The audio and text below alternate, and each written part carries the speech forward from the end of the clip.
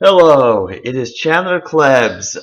This is an audio recording because I bought this new $3 headset, sort of. Has earphones and it has a built-in microphone, but I needed to test it out to make sure it really works. So right now I have the program Audacity open and I'm recording in Audacity my voice. I've had to change some interesting settings recently. I used to record most of my videos at 24 decibels in the sound settings of Windows. Like it has a slider where it selects the microphone boost, and zero, you could barely ever hear me at that boost level, and um, and 12 not that much better. But then 24 seemed to work really well for when I was recording with my built-in microphone, my built-in laptop microphone. So that worked. However, there's a lot of extra noise.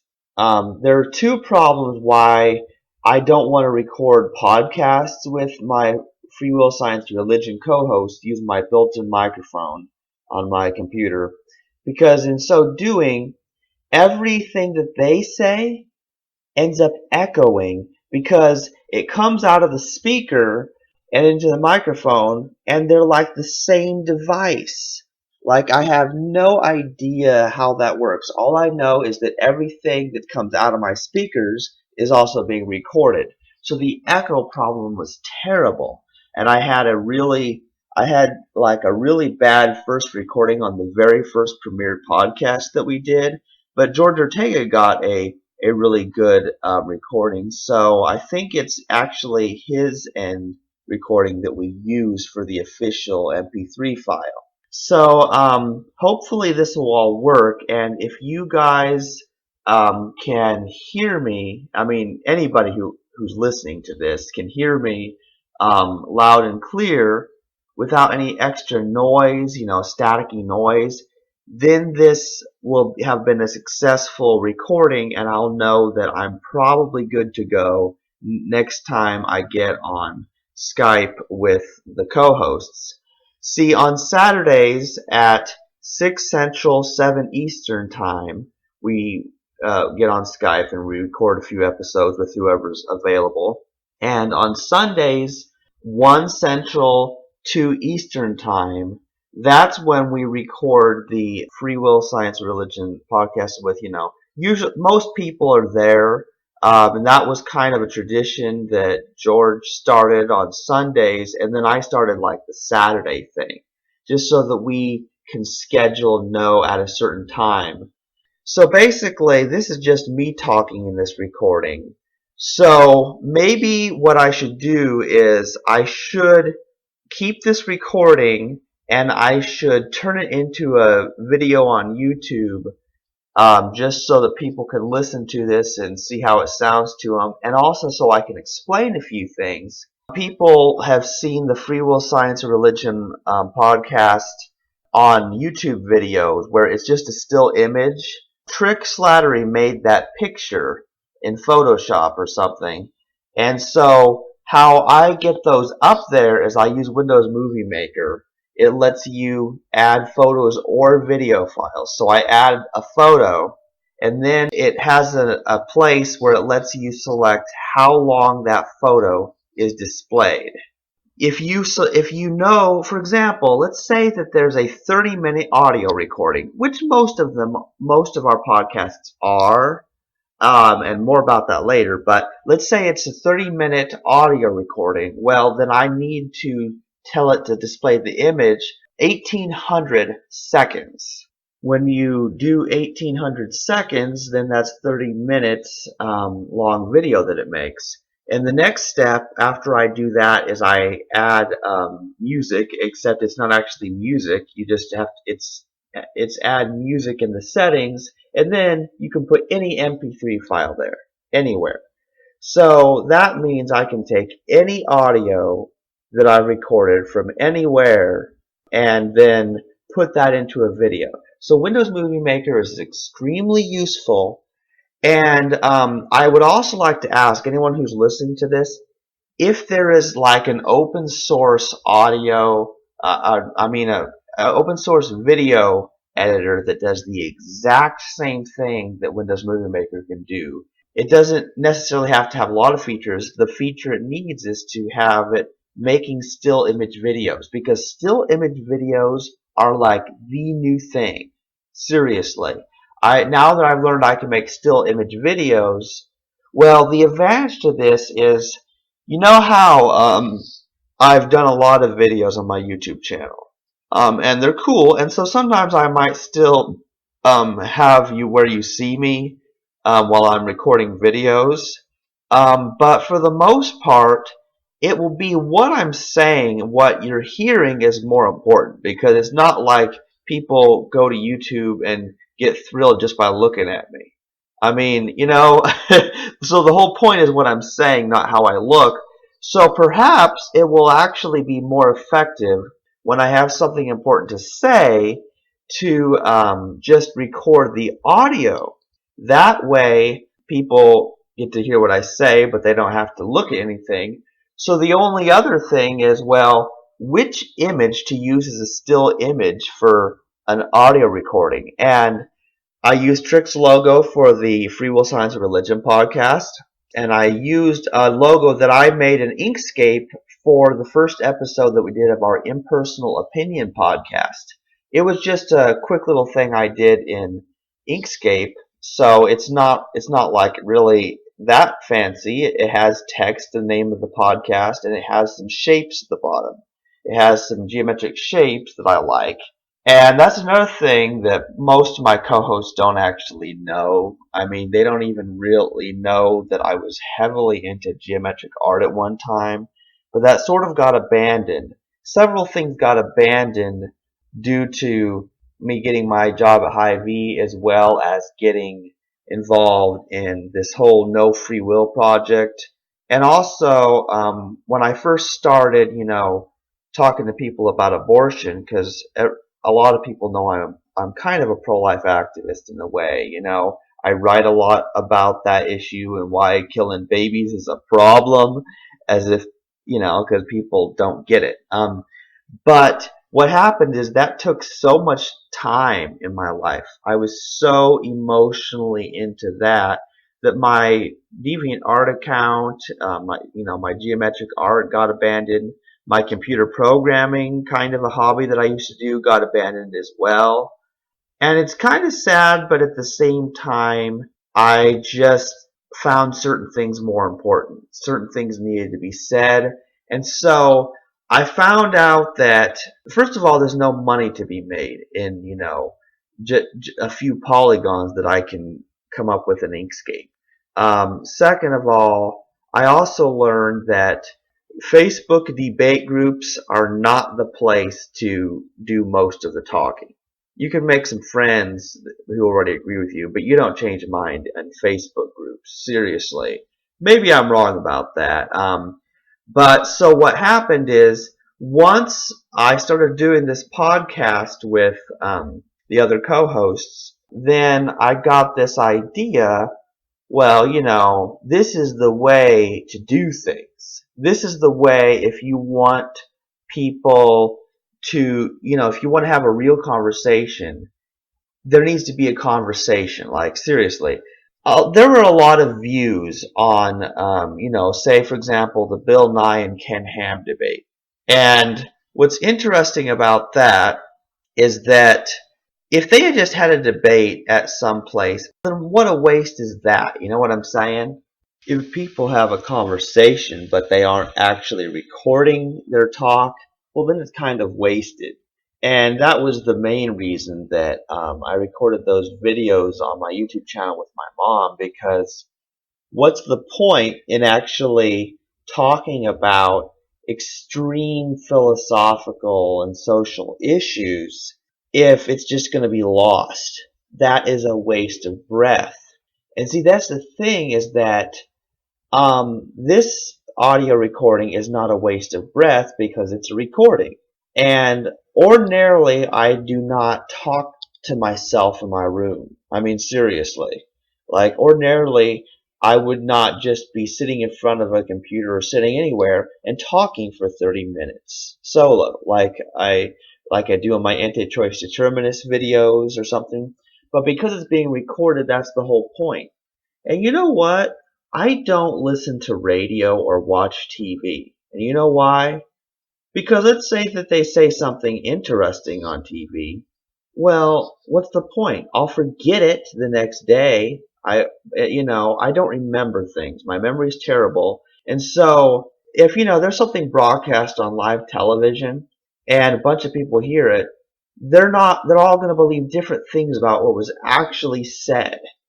Because unless there's a recording that everybody can listen to and all hear exactly what is said, they will totally miss details. Because human memory is far from perfect. We do not remember things exactly as they were. We make guesses as to what somebody said.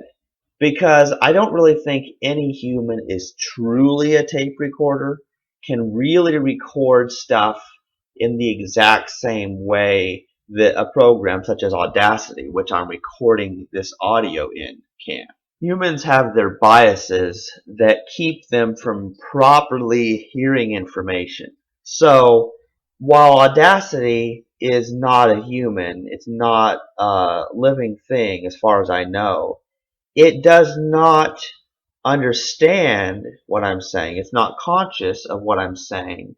And so it doesn't have the same problems as humans do. For example, when somebody says something to me and what they say sounds stupid, well, I keep thinking about the dumb thing they just said, and then for the next 10 seconds or so, I am not hearing a word they are saying. And this is something that goes on, like literally, when somebody says something so stupid, well, then I'm not hearing them anymore. And this is an unconscious thing. Like, it's not something that I willfully do. Of course, then it gets back into choices. I don't choose to quit listening to people. What it really amounts to is it happens automatically. Like, I lose interest in what they're saying. It's sort of like the music that plays at high V. I've gotten so used to it that I'm able to tune it out, and I hear there's a noise, but I'm able somehow to not hear that and hear what the customers and the cashiers are saying. And it's taken like a really long time to do that, but I can sort of do that now because I'm really bad at knowing what sound is coming from where. And that's something that my mom probably will need to understand too, is that when she's saying something, if I don't understand what she's saying at the beginning, I'm already lost. And I think other people have the same problem. Unless they understand the basis for things, if they don't understand the fundamentals of what I'm actually saying, they will completely miss the point. And this is very important. For example, when I call myself the anti-choice determinist in my videos, people misunderstand this. Because first of all, they're like, anti-choice? How could anybody be anti-choice? And I'm like, dude, it needs some explaining. Like, seriously, it needs some explaining. But you know what? They don't ask me to explain it. That's the right thing to do. You know what I mean? When you don't know what somebody's saying, ask them specifically what they mean. And I can gladly tell them.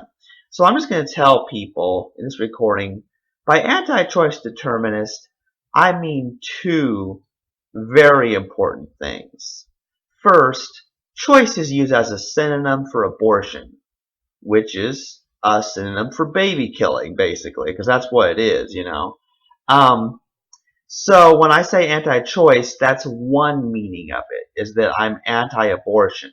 And I think most people can get that sort of a joke about it. Like, I'm saying that I'm anti-abortion, but I'm saying anti-choice kind of in response to those who say that they're pro-choice.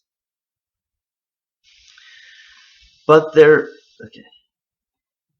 But there is another deeper meaning to this whole anti-choice thing. It's not just that I'm against abortion and abortion is a synonym for choice, but this label actually still makes sense because when I say anti-choice determinist, you got to know what a determinist is. And a determinist, briefly to sum it up for people who are, who haven't read my books or other books by people who have explained why free will is an illusion, a determinist is someone who believes that determinism is true. And determinism is basically that everything that happens, every event that ever happens has a cause. Nothing happens without something to cause it to happen. And this is actually a very basic principle. It's called a philosophical theory, but it's really not complicated. I mean, seriously, something had to cause something. Something had to cause me doing this audio test. And for example, the cause of that is that I had to buy a new mic and headphones set because my old one got destroyed. Well, what caused that to be destroyed? 2 words: vacuum cleaner. Yeah, basically my mom wanted me to vacuum my room and, well, I didn't realize it was on the floor. The headset I was using to record, the last 20 or so podcasts with those guys or whatever.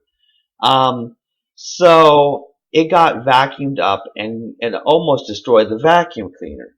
So this meant that I had to buy a new thing to record audio with. So what I did is I was at the dollar store and I checked to see if I could find something cheap because I had paid $10 for the thing I was using. Um, so I wanted something cheaper, and for $3 at the Dollar General store near the library in Lee Summit, I got this awesome thing, and so I'm wearing it now. Its cord is plugged into my laptop on the side there in the headphones hole, and it has a built-in microphone that hangs about 6 or 7 inches from my face, basically. It's on the cord, so it's not like really close to me, but it seems to be recording from the tests I've done so far. But here's the thing is it was recording me way too softly. Like, it was not recording me well at all. So what I had to do is I had to up the mic boost to 36 decibels, which is the highest setting that my computer allows. And I think it's working because if I talk too quiet, you don't hear me all that well. Because I was doing some tests last night, but I was kind of whispering because my mom was asleep and I didn't want to wake her up. So see, there's a cause for that too. See, there's a cause for why I whisper. There's a cause for why I vacuumed my room, which was the cause of my headset getting destroyed, which was the cause of me buying a new one, which was a cause of me trying to record audio as a test with it. And there's a cause for that. There's a cause for me wanting to have high quality audio recordings because I'm part of a podcast, the Free Will Science and Religion podcast, and there's a cause for that too, that I got involved in that, and I've explained some of that in my book, why it's so important. There's so many reasons it's important to understand that we don't make choices that are uncaused. It's kind of a complicated thing. I don't know the proper language to use when I'm talking about determinism because people get really confused because sometimes I've said that humans don't make choices and they get all confused and they think that I'm a fatalist saying that, there's some God who has predetermined everything, and that's not what I'm actually saying. And so it needs to be clarified. I just don't know if people will actually listen to me explain it, but I'm going to explain it just briefly anyway. Basically, what I mean is that the choice is not made by the willer. That's more accurately. For example, it was if I said that it was my choice to buy a new headset, well, what does that mean? I chose to do it. Well, why did I choose to do it? See, that's the whole point. There's a reason for it.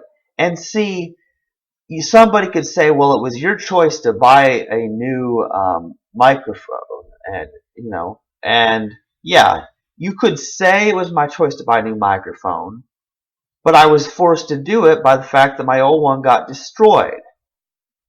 I mean, and they would say, well, you chose to vacuum your room. Are you kidding?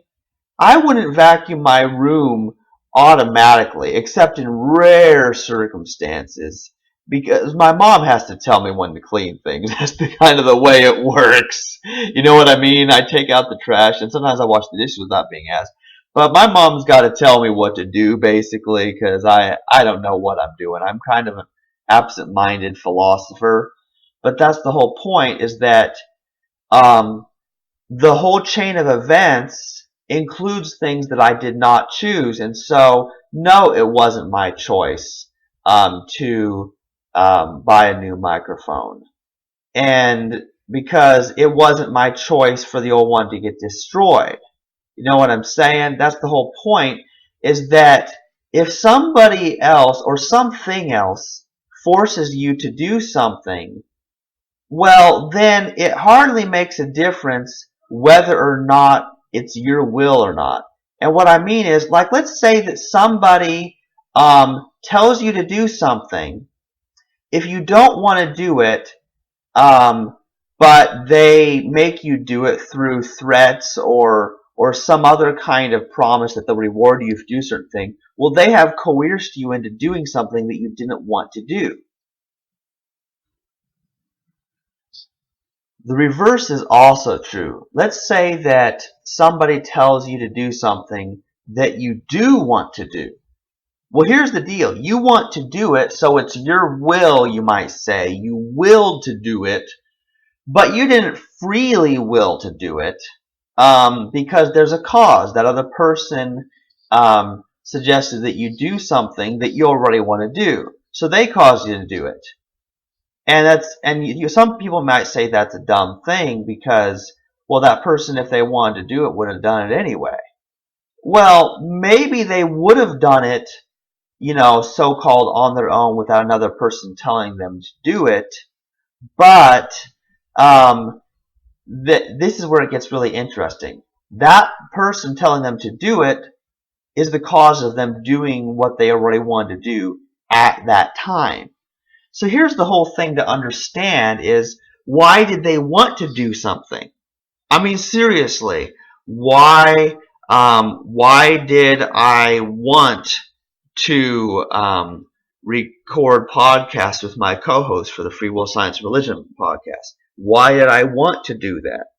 Well, duh, because understanding that people aren't actually making these so-called free choices is the first step to not blaming them and to get rid of this bizarre need for revenge that people seem to have. They have this desire for revenge because they believe people deserve to suffer.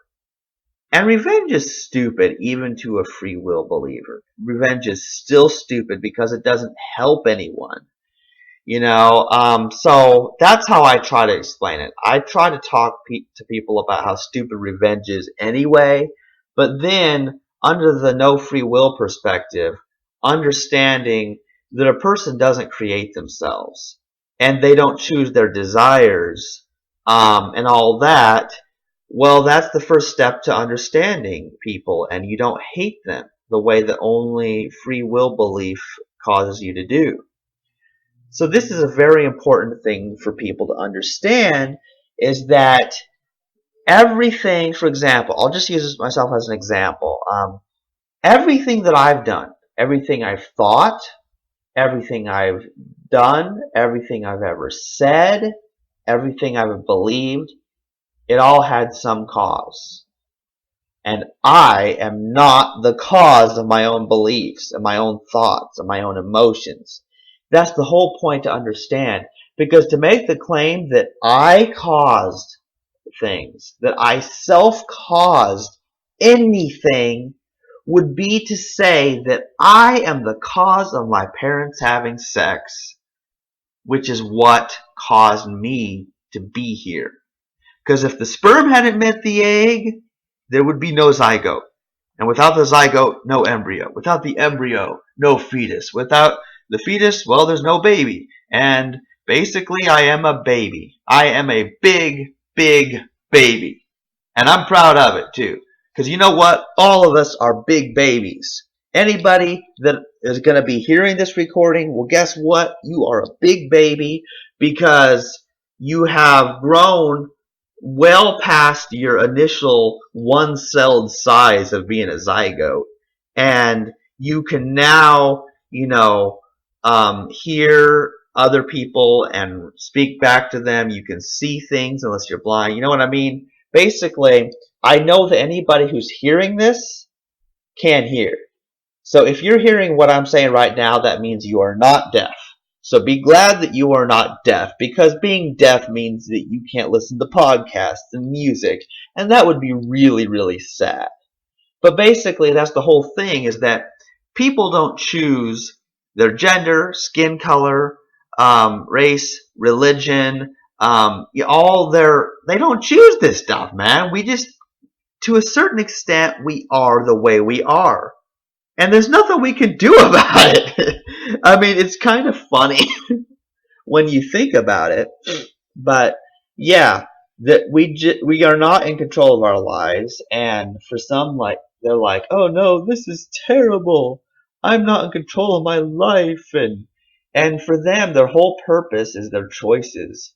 Their whole self-worth comes from feeling better than someone. Like, well, I'm better than this person over here because I chose to do better. And I'm like, you did not. You did not choose to be better than somebody else. And so the language once again gets really confusing here about people being better than somebody else. Because on one hand, like, I will say that nobody is really better than anybody else. And people really get confused about that. And perhaps what I need to say is that even if you are better than someone else, however you define better, you didn't choose it. That's the whole thing. Like, one person's 3 feet tall and you're 6 feet tall. Well, you didn't choose to be taller. Better or worse are sort of terms related to something else. Like, you only say something's tall if it's taller than something else. One person's 3 feet tall and the other person's 6 feet tall. But in everyday speech, when people say, "Whoa, that's a tall person," well, what they mean is that person is taller than them, and maybe taller than most people that they see. So that's what they mean when they say someone's tall. And when they say someone's fat, well, what they mean is, "Whoa, that person's way fatter than what I usually see." You know what I mean? Like, it's weird because we use these terms, which are relative terms, and relative or relevant would be another thing. It's connected to something else. Like, the only way you can be taller than something else is if something else is shorter than you. You know what I mean? And we know what tall and short mean by comparing tall and short objects. We know that giraffes are tall, taller than most other animals. We know that whales are bigger than other sea life. We understand these relative terms.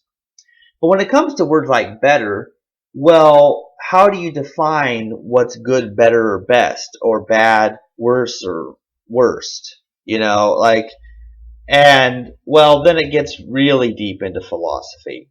Because if I say that I'm better than someone, well, what does that even mean? By what standard? So here's what it comes down to is I may say, for example, that I am more compassionate than other people to a certain extent because I care about suffering and I want to reduce it, you know. I might say that in certain areas I'm more intelligent than other people because I understand basic concepts like that free will is impossible, you know, because everything has a cause. Um, and then some people say, well, some things happen for no reason, and no cause at all. People just choose things for no reason at all. First of all, that's an unprovable claim. There's no way that you can prove that something was caused by nothing.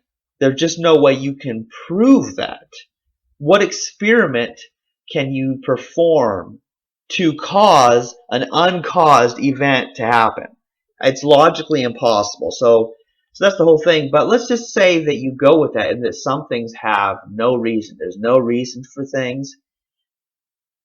Um, I don't believe it, but if there were things that happened for no reason at all, dude, that would be really, really scary because things would be completely unpredictable. Now, some things are unpredictable to humans because we lack the knowledge to predict exactly what's going to happen, but we all do this with friends and relatives and, of course, our worst enemies. We know what people are going to do. We know what people are going to say before they say it. You know why? Because they've said it before. And so, unless something has changed dramatically in a person's life, they can be trusted to do the same thing in the future as they've done in the past. Well, anyhow, this recording is getting a bit long. My goal was to record a 30-minute audio clip in Audacity of me talking to see just how well this, you know, this headset works for recording, but also to explain a few things. So what I'm going to do is I'm going to take this recording, possibly turn it into a YouTube video, and that way I can, the things that I've explained, about why I'm doing certain things like the podcast, well, people can listen to that for people who are curious, because I think people are going to love our Free Will, Science, and Religion podcast. So what I'm going to do is I'm going to end this recording pretty soon, and then I'm going to try to get it up on the internet somewhere so that I can email it to the co-hosts. Because this is actually not such a bad idea, just recording solo audio. And I would suggest to the other co-hosts to try this maybe. Just try recording your own voice, because what would be neat is if we actually made a podcast where it wasn't necessarily a live conversation, but like one person says one thing and then another person says another thing, or perhaps each person can give like a 30-second or 1-minute refutation of free will. That was another idea. And so what that allows us to do is create really high quality audio recordings to explain what we're doing without necessarily having to get on Skype every time we want to say something. So that's what I'm doing with this recording. It's just kind of a little test that I'm doing. So anyway, I hope you've enjoyed listening to me rant for half an hour. So I'm going to end this and then I'm going to figure out how to upload it.